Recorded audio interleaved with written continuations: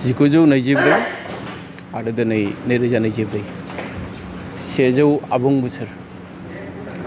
दिनैनिफ्राय 100 बोसोरनि सिगां जोंनि गेदेमा हारि अनफावरि जोंनि गेदेमा बै समनि बर'नि दैदेनगिरि मानिजाथाव सतिश चन्द्र बसुमतारी रुपनाथ ब्रह्म मदाराम ब्रह्म बिथांमोननि दैदेननायाव बिथांमोननि नाजानायाव गिबिसिन बर'नि समाजारि थुनलाइ जि लाइसि बिबार बेखौ बिथांमोना दिहुनदोंमोन आरो बेनि गेजेरजों बिथांमोना गोबां बाथ्रा फोसावदोंमोन बर' हारिनि आरो लोगोसे बर'फोरनि गेदेरथार फोलेर गुबुन गुबुन जेरै सनाल कसारी राभा डिमासा बिसोरखौ जयै लानानै मोनसे गेदेरथार बर' हारि दानायनि बिथांमोनहा सिमां नुदोंमोन। दिनै जोङो जि मोनसे बिथाथियाव सफैबाय बै समनि 1924 मायथाइनि बर' राव बर' थुनलाइ दिनै जोंनि 2024 मायथाइनि 100 बोसोरनि उनाव जि बर' राव बर' थुनलाइ बर'नि जि सिनायथि जि थामोनथा दिनै बियो मा बिथाथियाव सफैखो बेखौ जों दिनै नुनानै बिराद गोजोननाय मोनो बिराद देरगानाय मोनो आरो बिनिखायनो जों दिनै बे 100 बोसोर जानाय जि लाइसि बेखौ बर' थुनलाइ आफादनि गेजेरजों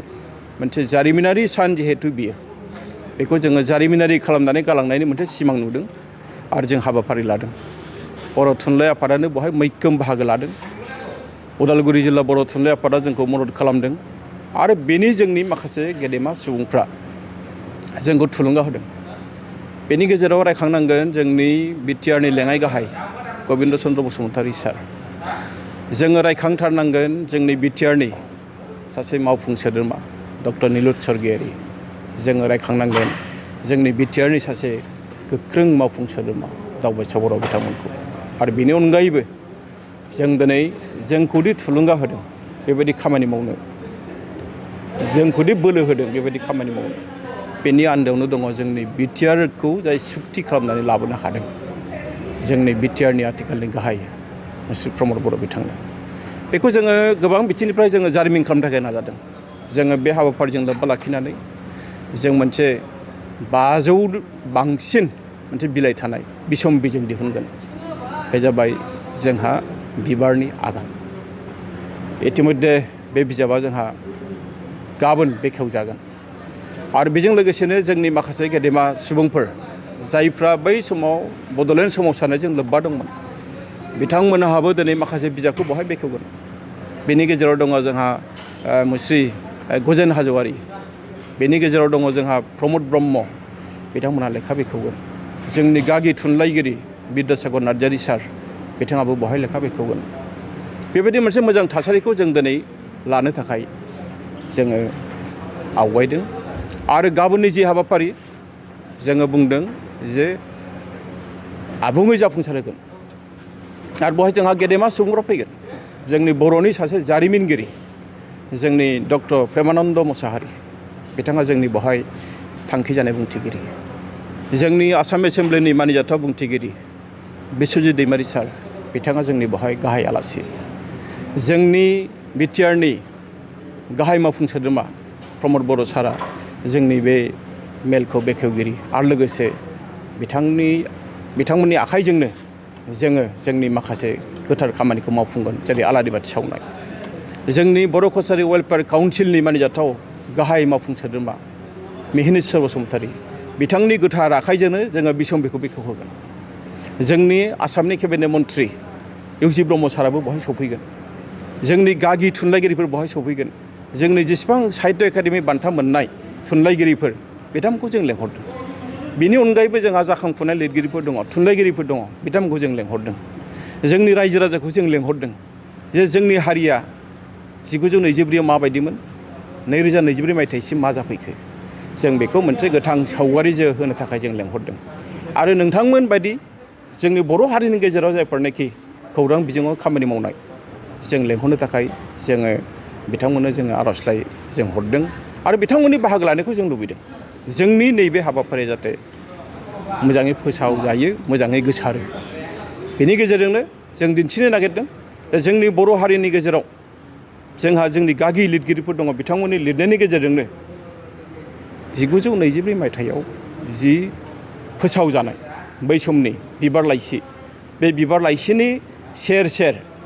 बेखौ सावगारि हिसाबै जों लानानैनो जों दिनै जि मोनसे बिसम्बि दिहुनदों बे बिसम्बिनि गेजेरजोंनो बर' हारिनि गेजेराव जोंहा बेसेबां लिरगिरिफोर दङ जों बिथांमोननिफ्राय इतिमध्य आर्टिकेलखौ जों मोनदों आरो जों बेखौ जोबोद मोजां महराव दिहुननो थाखाय जों नाजादों आरो जोंहा फोथायनाय दङ बियो जोबोद मोजां महराव नुजागोन। दिनै जुदि नायोब्ला ग्रेटार बड' जितु लेंगुवेज बेनि बागै जोंनि डिमा हासाव थाबाय बेनिफ्राय बर' त्रिपुरायाव थाबाय दा बे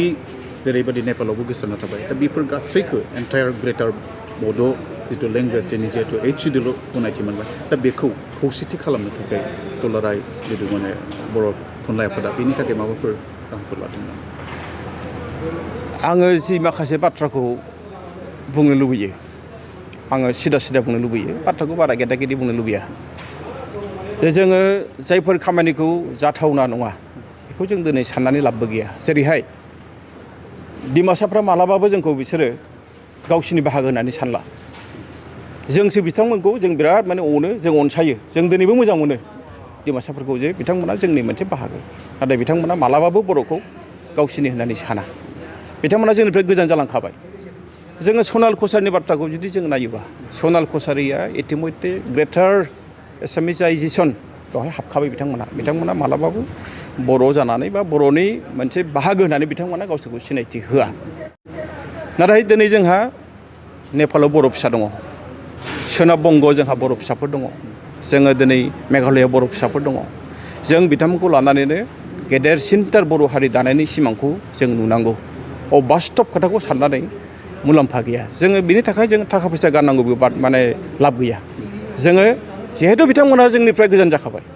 आरो बिथांमोना स्पष्ट बुंखायो जे जोङो माने बर'नि जोंहा बेबायदि माबा गैया जोंहा खाथि सोमोन्दो गैया। जों गोबां बिदिन्थि मोनदों आं बर' साहित्य सभानि जेब्ला गाहाय नेहाथारि जाबाय बेनि उनावहाय डिमासा साहित्य सभानि दैदेनगिरिफोरजों खाथि जानो लुबैयो नाथाय बिथांमोना जोंजों खाथि जाया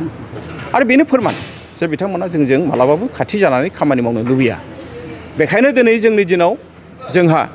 जोंनि आंगो बर' फिसाखौ लानानै जायफ्रा गावसोरखौ बर' होननानै बुङो जों बिथांमोनखौ लानानैनो गेदेरथार बर' हारि हिसाबै जों दानांगौ। जोंनि रावा दिनै फिसा नङा भारतनि मोनसे राव आसामनि मोनसे राव बियो बेबायदियाव जों मानो मालायनि सेर थांबाय थानो जों मानो मालायनि आथिं हमबाय थानो दिनै जोंहा गोबां आंखाल दङ जों दिनै डिक्सनारि दिहुनगोन बिनि थाखाय इतिमध्य जोंहा खामानि मावनाया जाजेनबाय। जोंनि जारिमिना गैया जारिमिनखौ जों बोरै हायो जों बुरखांफिननांगौ गुबुनखौ लानानै नङा जों गावनो जारिमिनखौ जों बानायनांगौ। बेखिनि खामानिखौ जोंनि हारिया जों गावनो मावनांगोन मालायनि आथिङाव सोनारनानै नङा।